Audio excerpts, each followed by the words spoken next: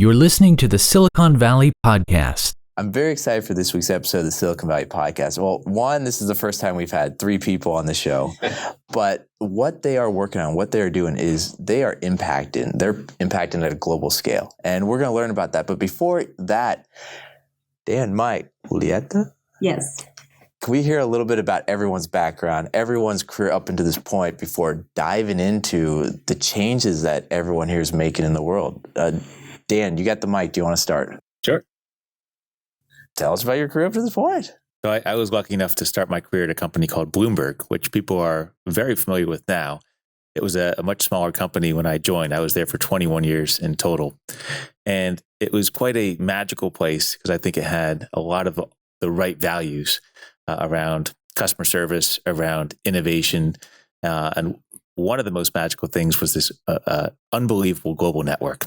And I was lucky to be able to be out here in San Francisco, a kid with a dream around building something, and for that dream to be acknowledged and brought and embraced, and to have the chance to go out and to build that. And beyond my ambition, what was so special about that was being able to tap into this huge network and just the reputation that Bloomberg had to be able to go out and to talk to the right audiences. And I think that's something I learned from and wanted to be able to provide to others. There's incredible people doing incredible things that just need that advantage. And we've thought hard about how to replicate that and make that possible for them. How long were you at Bloomberg for? 21 years. What was it like being at one company for, the lifespan of, I don't want to say the lifespan, but, 21 years, that's in Silicon Valley, I think 2 years, maybe 3 years. What was it like being at one company for that long? What changes? And do you have any advice for people that take that career path versus the career path of a startup? It was a great experience. It was a great company, but the company changed several times during that period. Mike went and ran the city for 13 years, including the year that he campaigned. While he was away, we had this effort to create autonomous businesses, and I was lucky enough to be able to build and run one of those, like I said. And they continued to open up doors for people like me to be able to do innovative things. I saw myself going from learning about it to being able to be in execution, be able to give back and kind of teach others, and that process was really valuable. As well as to be able to understand how other people approaching this might be challenged and what struggles they might face, and to have been there and made those mistakes and to be able to help guide people through them. Fantastic. Mike, how about your background? Sean, thanks for having us. I came here for the first time 50 years ago as a freshman at Stanford. And it was before, of course, it was called Silicon Valley. But I fell in love with the area, so many other people do, for non-business reasons, really. And after I went to work at JP Morgan and then went to graduate school, I came back here and started in investment banking, where I worked with technology companies, mostly in Silicon Valley. And by that time, it was called Silicon Valley. And I did that for about 20 years. And then I got into what some people call impact investing. We called it double bottom line investing, but, social impact investing. And it was actually serendipitously that I got into that, but it worked out extraordinarily well. And the common thread that runs through my career is that I've always worked with entrepreneurs, and I've always been inspired by entrepreneurs, particularly social entrepreneurs, which is to say those who are trying to improve society through their businesses. And so that's what we're doing now. So tell me a little bit about 20 years. I'm seeing a pattern here of long-term thinking. How did you stay in investment banking for 20 years? And in that 20 years, you had to have, especially Silicon Valley at that time, had to have worked with some just incredible companies. Well, that's true. I did have the privilege of working with many incredible companies, some semiconductor companies, some computer companies, some software companies. Some of the most notable with Dell Computer. There was a president whose last name was Walker, who met with outsiders, and then soon thereafter it had the public offering, of course, which was very successful. It was one of the most successful companies of the 90s. Working with people like that was, of course, very inspiring. And then subsequently, as an investor working with Tesla and Elon Musk was also very inspiring, and even more so because, of course, Tesla not only was a very successful investment, but it catalyzed change in the auto industry when almost no one foresaw that. So that was another great privilege. Oh, wow. I'm wondering, when you were taking on projects, what was your vetting process like? Did they have to have that double bottom line for you even to be interested in working with them? Or could they have been any, and then, you're just most proud of or excited about the ones that had that component? Well, in the first 20 years, they did not have to have a double bottom line. In the second 20 years, when I was explicitly an impact investor, yes, they did have to, and they do have to now as we focus on sustainability companies. Oh, fantastic. Julieta? Thank you so much for having us today. Let me share a little bit about my background. Based on my name, I come from Latin America. I'm from Argentina, and I spent all of my time there before coming here to school 2 years ago. Maybe I can start right at the beginning. I graduated from a local school in Buenos Aires with an international relations bachelor. And then I realized nobody works in international relations in Argentina. So I started working at JP Morgan, first doing research, and then I transitioned to investment banking. And while that was happening, I went back to school. I did my master's in finance. And in that moment, something unbelievable happened, which was somebody that I voted for won for the first time in my life. And so suddenly I needed to be a part of it. It was a market-friendly president after coming out of 12 years of populism. A lot of people were coming back to Argentina to help. And one of them was a friend of mine from JP Morgan. He was working at the Ministry of Finance. And he said, "Do you want to join?" And I was hooked immediately. And I spent 3 years at the government in Argentina. That's where I met my boss, who was a Stanford Graduate School of Business alum. That's how I got to know about Stanford in the first place. And I applied, and then I got in, and I deferred because of COVID. And I spent a bit of my career at an impact investing fund as well. And then I came here to Stanford, and I've been in the Bay for the past 2 years. I just love how that's how you heard about Stanford. Yeah. They got to work on their brand recognition. I know. Well, I was a complete outsider. When I was back in school, an MBA was not what they were promoting us. I was more in an academic pathway, and it was mostly PhD schools and mostly in the East Coast.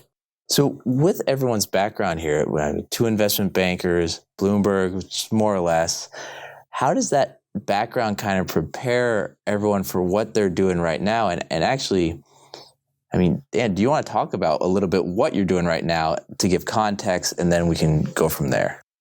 Yeah, sure. We, 4 years ago, started a firm called Reaction, which is really almost like a movement.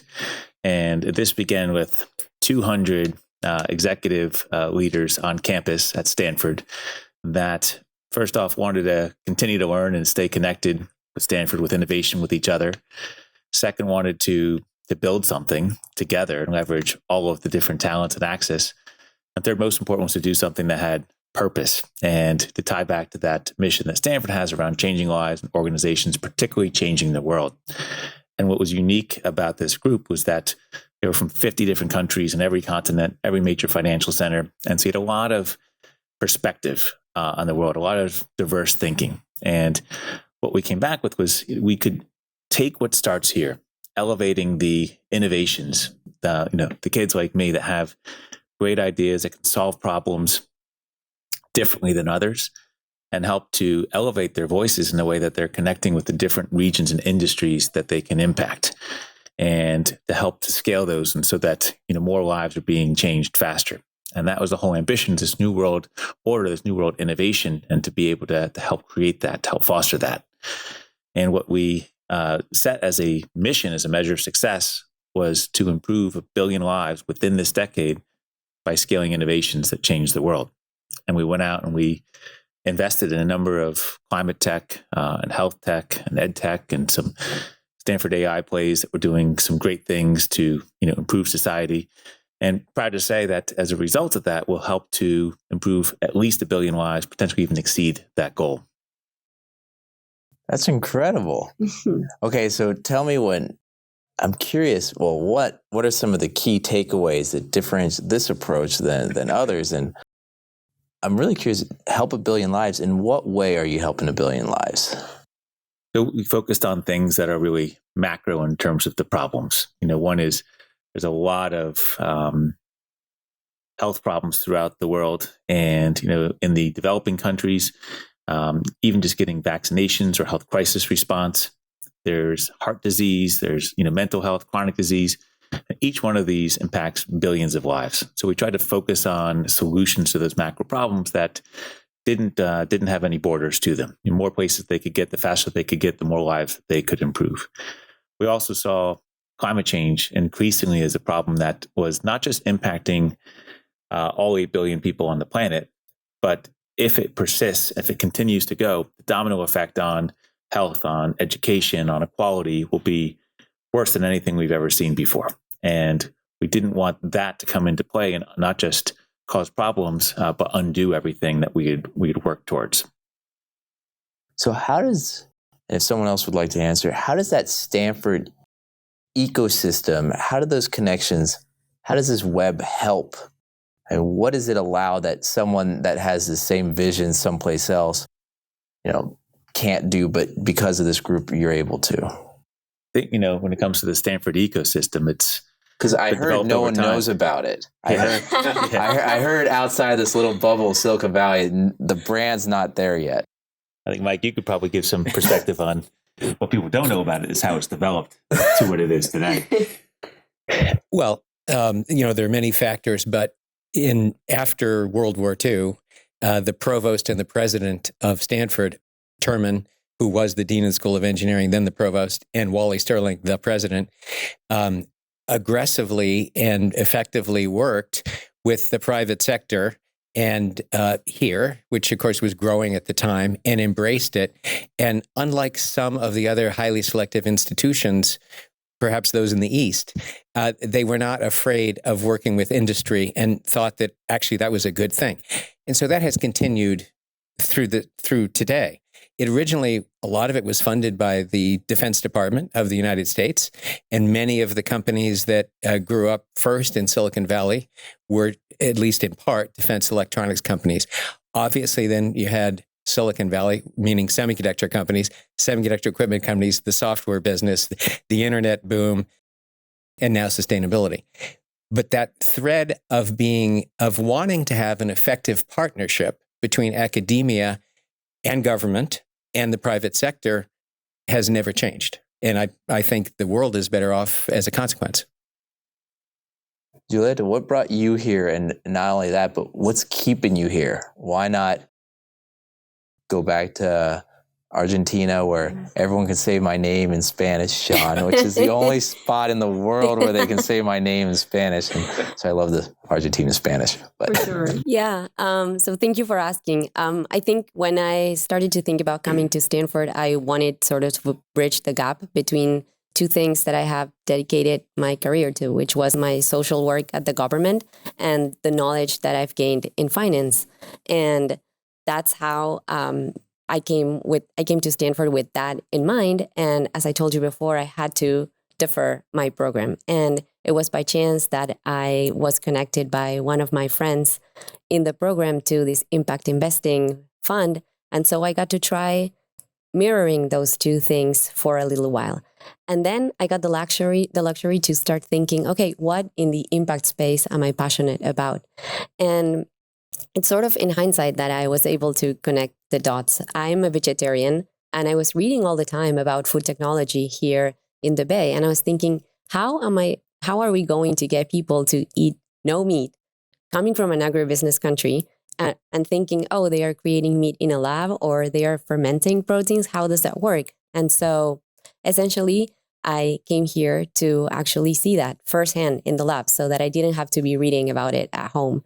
And that's what I've been doing for the past 2 years.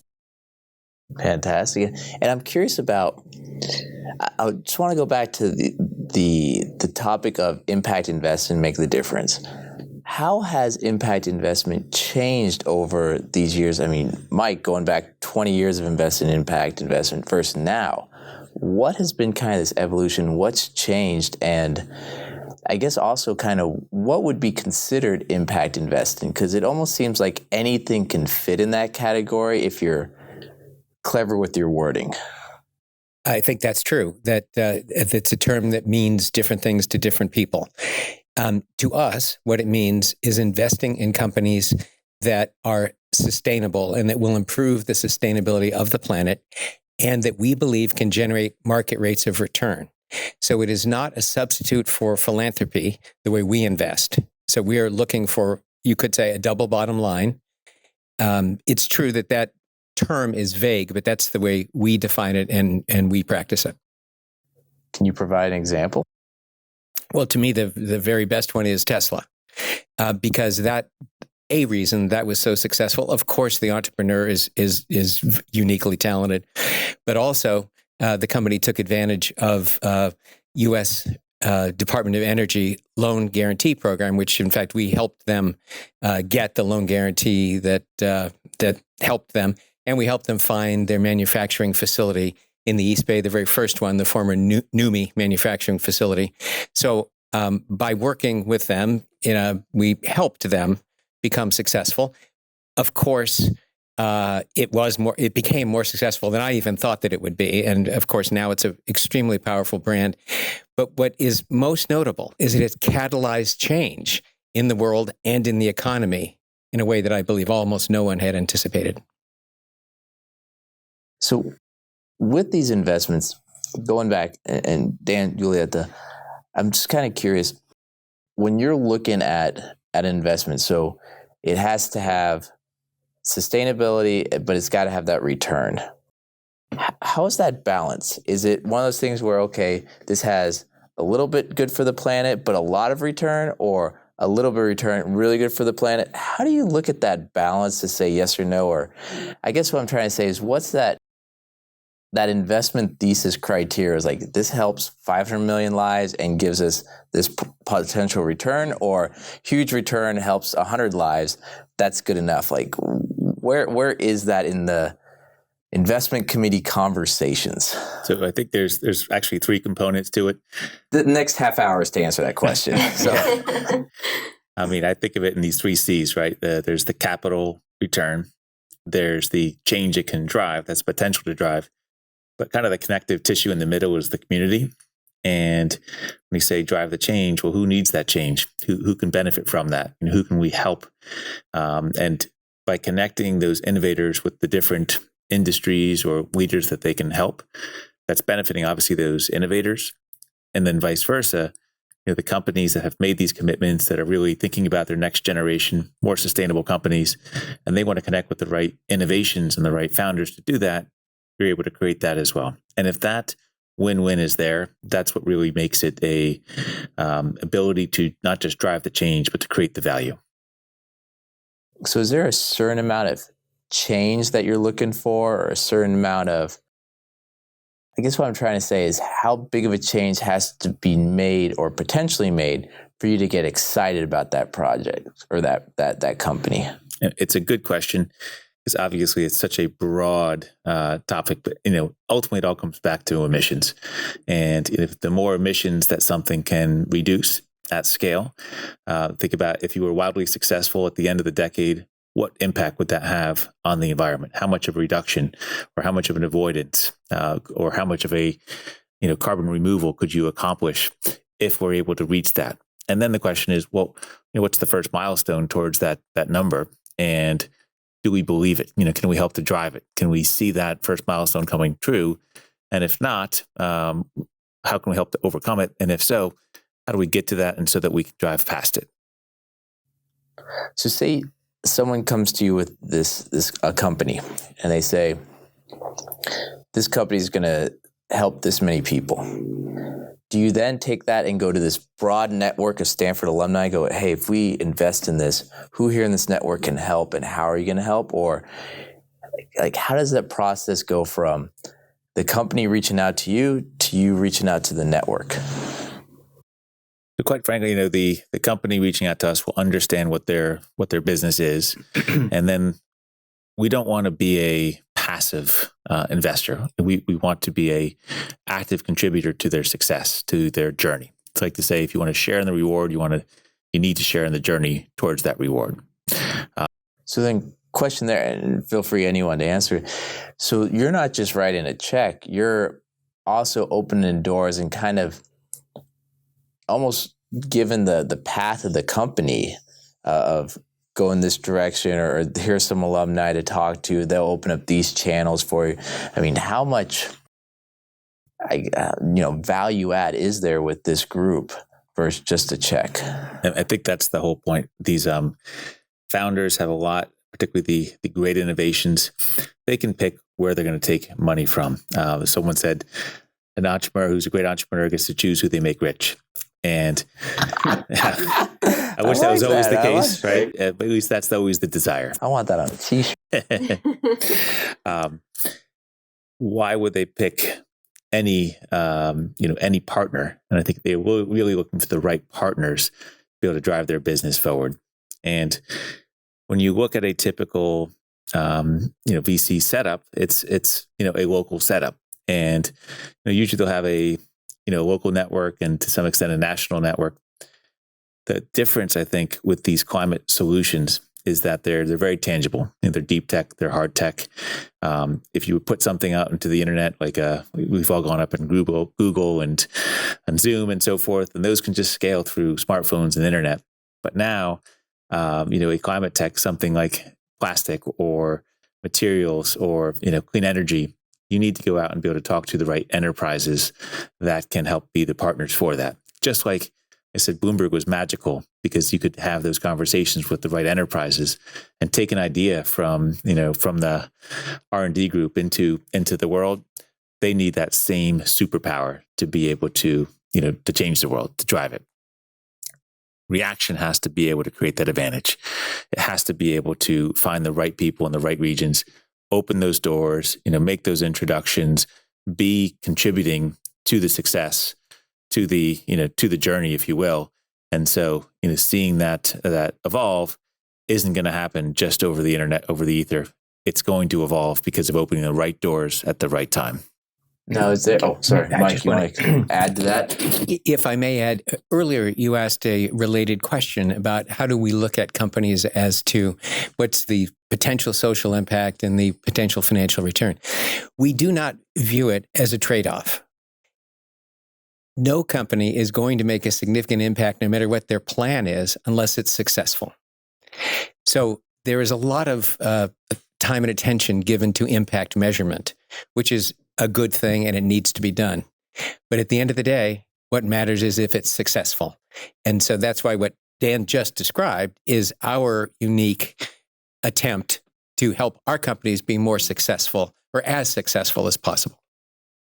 Is there a difference in scaling one of these or growing one of these companies than a different sector? I mean, I'm guessing for a lot of the companies you look at, there's probably a lot more policy, government, rules, regulations for them to scale. Or am I wrong on this? No, you're right on this. It is not unlike healthcare, in which the FDA is very important, Medicaid is very important, Medicare is very important. These are all government processes and government money that funds healthcare. Similarly, there are many regulations that affect what we're all trying to do with cleaning up the environment and building a more sustainable world. So it is, in most cases, essential that a company work closely with government policy and seek to take advantage of all the programs that exist. And there are many, whether it's in the Department of Energy or the Department of Agriculture. The state of California has a lot of money available, and many of our companies have received grant money or loan money from the state as well, which is good. Then the reason that this money exists is to try to help the companies that we also are funding. Is there any research done into these grants, into these government programs, what they could fund before investing in a company? What I mean by that is, are you at any time, is there the thought of, there's this money on the side that's allocated this problem, we have this company here. If we put our money in and then their money, the likelihood of success is so much greater. Or, we want to invest in this because we also know there's this huge pool of non-dilutive funds over here to really grow this company that we've put a check in. Yes, definitely. One of the advantages that social purpose companies have is that there is money available, generally speaking, from governments at several levels and from philanthropy to help fund those companies and help them become successful. Julieta, we haven't heard from you in a while. Tell us a little bit about your involvement with the companies. How hands-on do you get? For sure. Well, I'm the newest addition to the fund. I just graduated from my MBA. And so what I'm planning on doing... Congratulations. Thank you so much. When did you graduate? On June. June? Yes. I hear the fun is just now taking off. So. Yeah. So I actually want to be the person that is on campus, actually entrenched, understanding all of these opportunities that we want to source, not only for ourselves, but also for our network. This week, we have been talking about what that effort would look like. And we were thinking, yes, there are some opportunities that we want to seek out for ourselves, but also we have a great network of partners and people that we know. And maybe something doesn't fit our criteria, but that doesn't mean that we don't want to be that agent that is helping connected all the efforts that are happening in Stanford with other sources of capital that might be better for them. As I told you, I have a background in investing and also in the government, and I've seen how it's critical for companies to get adequate financing for their success. So what I want to be is that person that can help them be connected to the best source of capital, not just us, but actually the best that's out there here in the Valley. Coming from Argentina, the view of the world versus Silicon Valley, Stanford, is there a difference when viewing ESG, a difference in viewing environmental impact in that between the two cultures? I'm just curious. Yeah, of course, yeah. I would say there's a huge difference because the conversation is very early stage in Latin America in general, but in Argentina in particular. And a lot of the things that are being worked on here regarding climate, maybe in Argentina, we don't get the luxury to think about that much because, as you might know, or people that are hearing know, there's chronic macroeconomic conditions. And so if you go into every household, that takes priority versus thinking about, for example, composting your food or other types of practices that even involve behavioral change to the individual. So I would say the conversation is completely different. And one of the reasons why I'm also staying here is to take advantage of this flourishing environment. So I want to double click on that. I'm going to challenge you. For sure. So you just mentioned in some countries that might have macroeconomic issues or may not have been some struggles, that the environmental impact might be a second thought. What about all these emerging countries, Africa, Southeast Asia, and that huge populations? I'm guessing a lot of what you're working on is going to impact them, maybe even more than in other parts of the world. Yeah. So how does the collaboration go when it's not the primary thought, but it's something that can impact them so much and it's something you want to help bring that technology to that area? How do those conversations go? And sorry, it's a long question there. Happy to take it. And afterwards, if you want to compliment as well. But from my experience coming from an emerging market, when I say that the conversation is not priority, I mean like at the policy level. Here, there was a lot of discussion about IRA. And when I think about the conversation back home, it's still around like some basic things that maybe in the US have been already solved. It's not that climate is not taking priority as a macro topic around the world, because of course it is. It's just at the government level, and tying it back to what Mike was saying about how important it is, the work that some of the companies here can do with government loans or other government programs, that is, I would say, not common in other countries. That is why also this community is so relevant for us, because sometimes what is not available from the government standpoint can be available from the from the private sector, and I've seen the enormous community that Dan has here created, and it's people from more than 50, 60 countries. And so we can get perspectives from everywhere. I am giving you my perspective from Argentina, so probably people from other regions have also complementary perspectives. I mean, I was just thinking that when you're talking about the network, I'm almost thinking the Stanford alumni are the government, are the private. I mean, the amount of control or influence I would think the alumni group has globally probably is pretty much second to none. I would gather. I mean, granted, a lot of people still haven't heard of the school, but I would think through this network, you're probably 1 or 2 degrees separation from pretty much any decision maker. Is that almost a fair thing to say? It's very true. I mean, I've traveled to 73 countries now, and I've seen Stanford really represented, throughout the world. And I was lucky enough to do my MBA at Wharton. Why did you do an MBA at Stanford after already doing one at Wharton? I started my MBA in my 20s, finished my 30s. And this was a perfect experience to have before having that opportunity to really build and lead a business within Bloomberg. And after doing that, it was about what can you do next in your life that's also giving back. And I would say, Wharton was an incredible experience. And there's a lot of coaching on how to get to the right answer. And as you know, very finance focused, economics, statistics, finance, accounting, and so forth. And what was different about Stanford instead of right answer, it was training towards the right mindset. And when you're anywhere in the world and, you're working with different Stanford alumni or here in the Bay Area, you have that shared mindset. And that mindset is what's created this ecosystem that's so unique and so powerful and so proven in terms of the innovations that can come out of here. But you're right, you have that ability to extend that ecosystem anywhere into the world.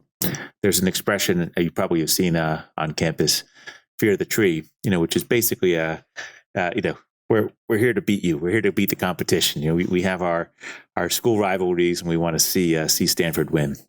I like to say after the experience on campus, the expression needs to build the forest, to be able to bring those trees together, to create that ecosystem, just like a forest where anything that's inside of it is better off because of the collective benefits versus being independent and being away from it. And that's effectively what we're trying to do, is to stitch together these incredible people, like you said, that have a tremendous amount of influence, but also have that mindset and that belief that by doing, you can do well by doing good, and that the collective effort towards that is going to be more powerful than what any person could have done on their own.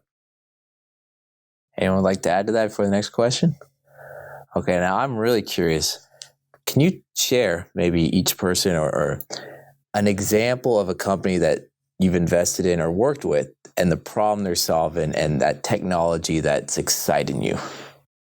Sure. I can share about a company that I worked for part-time during my time in school. And as I was telling you, it allowed me to see one of the things that I was reading back at home, to see it firsthand. And it's, keeping the name of the company aside, it's they're trying to grow animal protein inside of plants. So it's bringing back the genetically modified conversation to the table again, to how to understand, well, where can we continue to grow protein that is feeding the world in a more sustainable way. And I am very excited about that conversation, as I've shared before, not only because I am vegetarian, but also because I think, okay, we have a growing population. How are we going to feed this population? And it's only by using these types of technology that we are going to be able to serve the world in a sustainable way. It's not that we are going to move away from everything that we've done so far, but yes, it's about incorporating like new types of technology. So essentially, in very broadest terms, the way in which it works is they replicate the DNA from the protein and they make it grow in the soybean. And after that, they harvest it, and then it's about separating the soy protein, and within the soy protein, also the protein from the from in this case, the animal that they were trying to grow. And then once you have that, creating the final product. So probably I butchered it, but that is my interpretation. And that is a sector that they already know I'm very bullish about. Oh, fantastic. Yeah, Mike. Well, we're very excited about a company that we're about to invest in, which is one of the leading factors in renewable energy credit and carbon credit trading. They also have a significant consulting and or service business in which they work with many major corporations who, of course, most are concerned about reducing their carbon footprint and becoming cleaner companies. So I'm very happy we're investing in this because I think I wish that we had a carbon tax. I think we should have a carbon tax, but we don't have one. The closest thing we have to that represents economic value is carbon and renewable energy and other credit trading. And so while it is not a perfect solution, I believe that it is a market-based piece of the solution. So I'm thrilled that we are working with them. And through the Reaction Global Network, we are going to seek to build the company around the world. They already have international business, but of course, we're going to try to accelerate it, as well as we will help them with financing alternatives going forward. And we have a very good relationship with them, and they're excited about our contributing, and so are we. So is this kind of like a stock exchange for carbon exchange? Or? Yes, it's like that. Yes. Okay. Taz? Dan, do you got one? Yeah. Just to talk about plastic for a second, it's an enormous problem. And when we talk about climate change being the number one threat to health, a lot of that's pollution. And a lot of that pollution is driven by plastic, part because as you're manufacturing the plastic, you're creating emissions. But then as it goes into landfill and breaks down over 400 to 500 years, that's where you're seeing these particles increasingly come into the food system, into the water system, even into the air that we breathe. There's an increasing number of these microparticles. And just to give you a context, the amount of plastic that's been created, since it became popular in the 50s, is about 20 times the combined weights of all humans on the planet today. It's massive, and it's accelerating in terms of the amount that's created. And so it has to be done.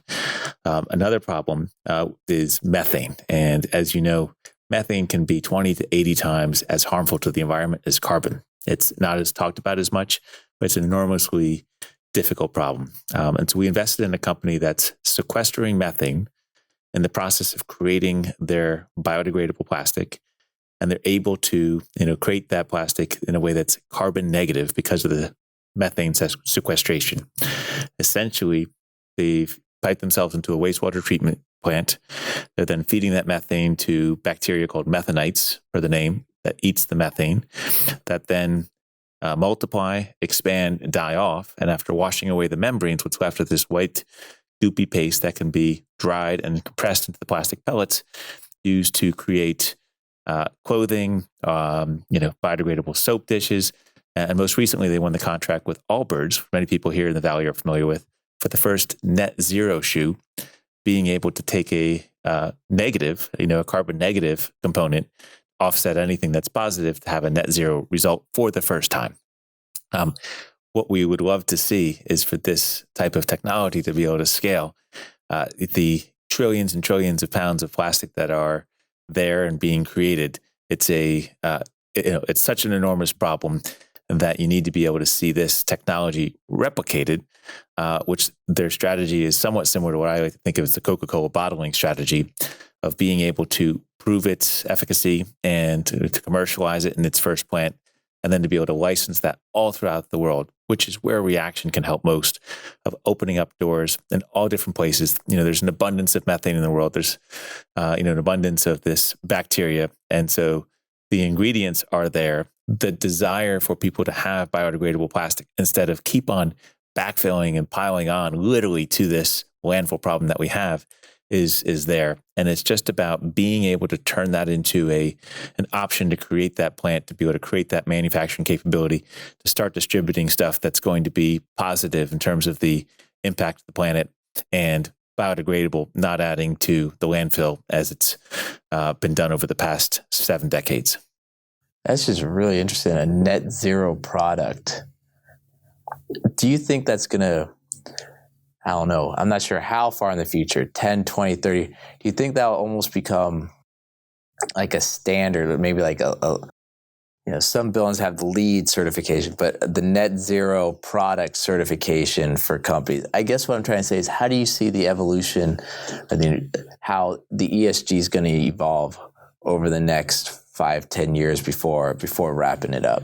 It's a really good question, Sean, because as Julieta mentioned, people are not likely to change behavior at a, total population level. It might be a small percentage that really go out of their way to do things that are contributing, but we need to be able to have the products and the activities that people do today done in the same way without the impact to the environment. Like Mike brought up Tesla and being able to drive without creating emissions, or being able to eat without having a carbon footprint. Things like clothing, for example, need to be done in a zero carbon fashion, pun intended. And people are not going to change their desire for great looking fashion. You don't want to look at this, goofy clothes that you look ridiculous in just to say, hey, this is biodegradable. It's got to be something that looks awesome, feels awesome, and, is good for the planet and is affordable. And you're not paying a fortune just to be able to, have that sense. So good looking clothes at the same price. That's what's going to solve the problem. So then, wrapping it up, what's one takeaway that you want our listeners to think about going forward?